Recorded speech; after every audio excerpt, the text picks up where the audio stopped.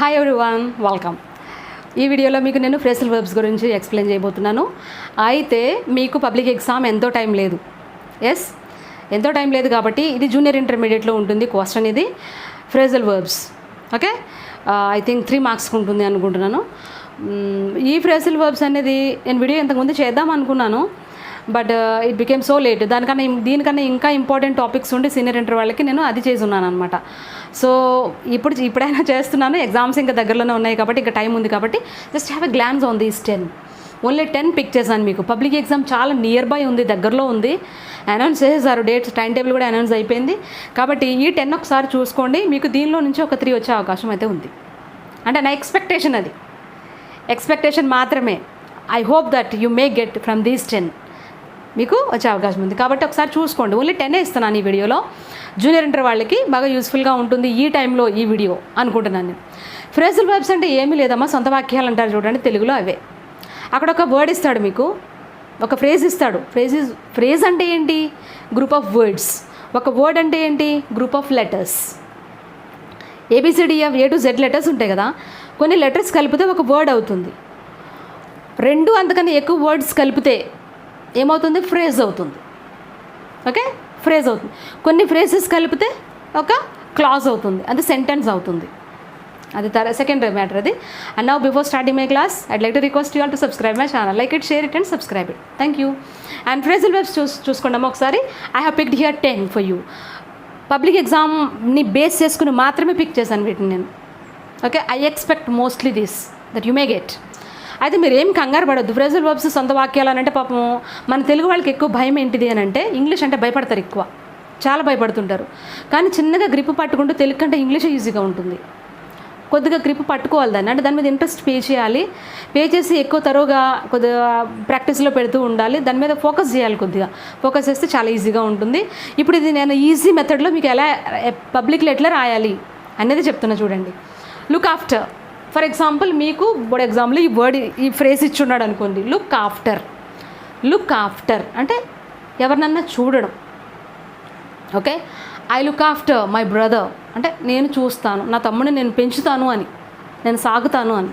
Okay, నేను వాడికి ఆలనా పాలన చూసుకుంటాను అని. I look after. ఇప్పుడు దీనిలో ఏమొచ్చినా కూడా మీరు ఈ ఫ్రేజల్ వర్బ్స్లో ఏమొచ్చినా కూడా అక్కడ ఇచ్చిన ఫ్రేజ్ ఉంటుంది కదా, ఫస్ట్ మీరు దేంతో స్టార్ట్ చేస్తారంటే ఐతో స్టార్ట్ చేయండి.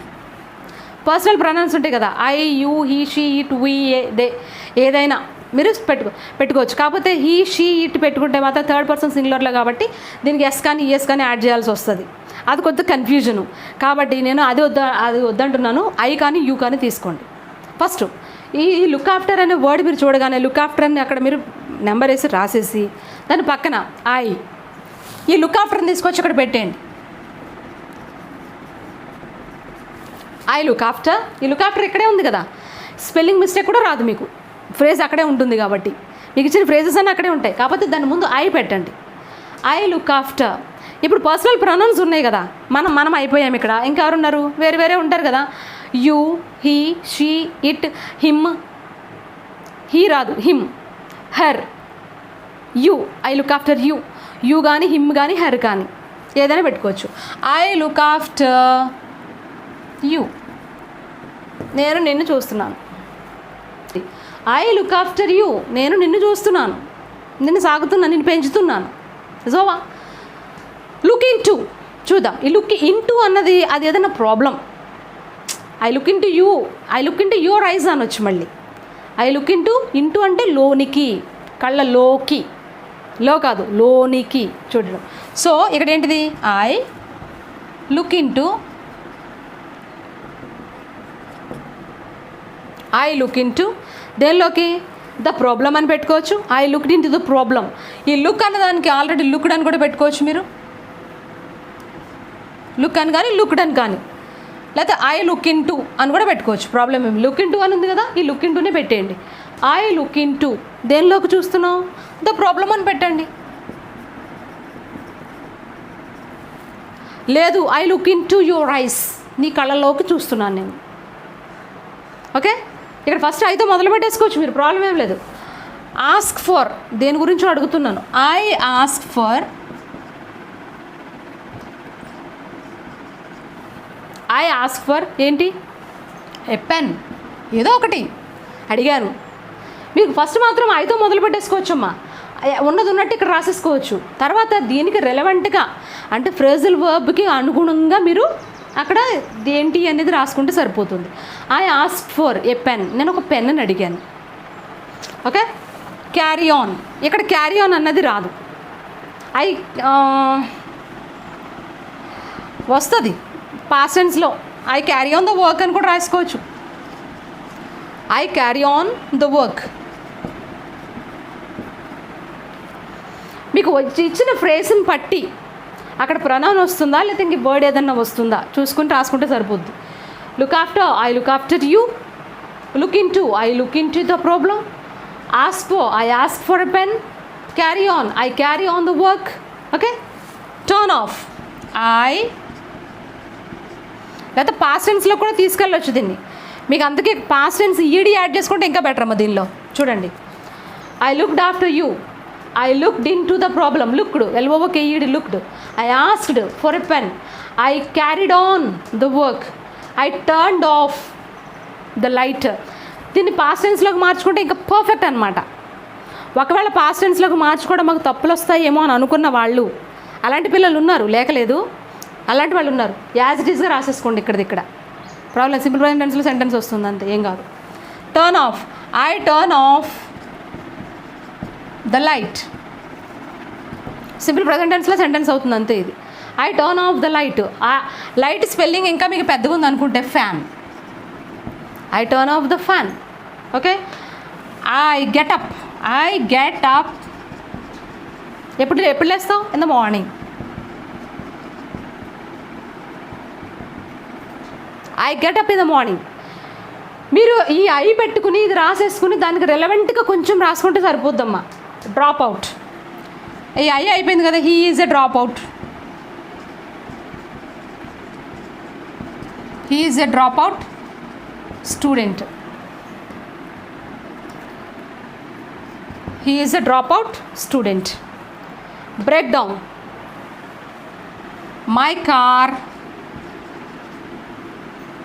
broke down. My car broke down. నా కారు విరిగిపోయింది. Deal with, I deal with. దేంతో డీల్ చేస్తున్నాం? I deal with a problem. నేను ఒక ప్రాబ్లమ్ని డీల్ చేస్తున్నాను. Find out, I find out. నేను ఒకటి కనుక్కున్నాను. ఏంటి? ఏ సీక్రెట్. నేను ఒక సీక్రెట్ కనుక్కున్నాను. మీరు సింపుల్గా ఏం లేదమ్మా, ఇచ్చిన దాన్ని ఫస్ట్ ఐతో మ్యాక్సిమం ఐతో మొదలు పెడేసుకోవచ్చు. ఇది ఒకటి బ్రోక్ డౌన్ అన్నది అవ్వదు, లేకపోతే I broke down my car అన్నా పర్వాలేదు.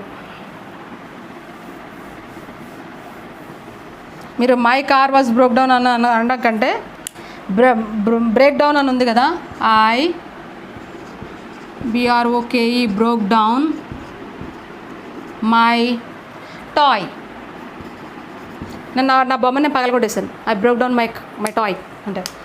సో ఇచ్చిన దాన్ని మీరు ఫస్ట్ ఐ పెట్టేసుకుని, ఓకే, ఇక్కడ కూడా డ్రాప్ అవుట్ అన్నదాని చోట కూడా ఐ పెట్టుకోవచ్చు. I am a drop out student పెట్టుకోవచ్చు, ఏం కాదు.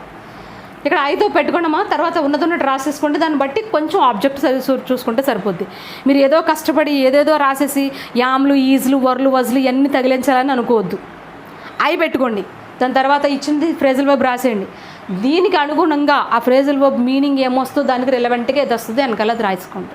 Okay, look after, I look after you. Look into, I look into the problem. Ask for, I ask for a pen. Carry on, I carry on the work. Turn off, I turn off the fan. Get up, I get up in the morning. Drop out, he is a dropout student. I am a dropout student. Break down, I broke down the car, my toy.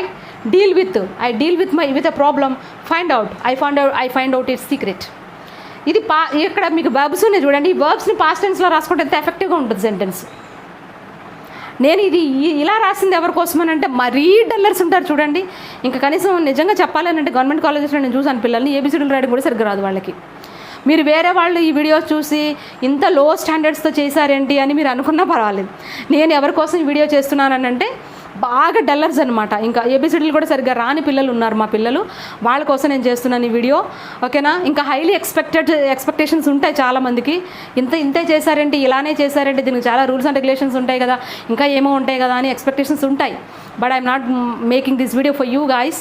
బాగా డల్లర్స్కి public exam point of వ్యూలో కొద్దిగా marks స్కోరింగ్కి నేను ఈ video prepare చేస్తున్నాను. Okay, మీరు సింపుల్గా ఇలా రాసుకోండి అమ్మా, మీకు మార్క్స్ ఫుల్గా పడతాయి. అక్కడ ఉన్న సెంటెన్స్ వర్డ్ ఫ్రేజ్ని యాజ్ ఇట్ ఈస్గా రాసుకుని అటు ఇటు చిన్నగా తగిలించుకోండి, సరిపోతుంది. Okay guys, and hope you understand this class, hope you enjoyed this class, and hope this class could be useful to you in the public exam point of view. Okay, thank you for watching this video. See you in the next video with another best topic. Bye for now.